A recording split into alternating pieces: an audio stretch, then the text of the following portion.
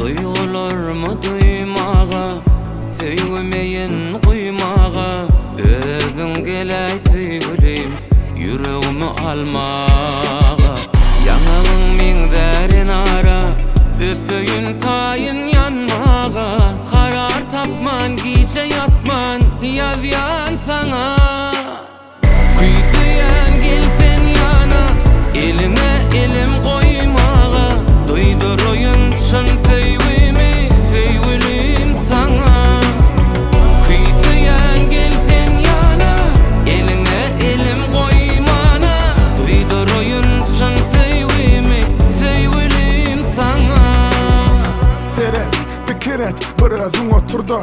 Bu yaram bitmez, değmesin biter de. Orun yok, düşün gülüm sen yok yerde. Yanımda olmadan sensiz qalarım derdi. Bir sözüm ayırman, bir sözü koşman. Adını qaytalap, men sana qaraşyan. Sensiz ottu donyan, kışkarına düşen. Vaxtına yekelik bize düşman. Kuytuyan gelsen yana, eline elim koymağa. Duyduruyun çın sevimi, sevgilim sana. Kuytuyan gelsen yana, eline elim koymana. Duyduruyun çın sevimi, sevgilim sana.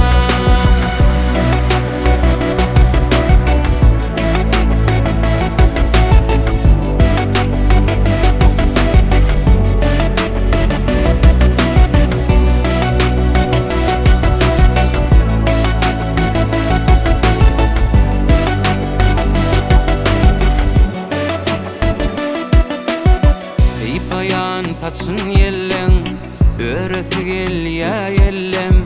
Gelmez mi benim Leylam, yolunu gözlem.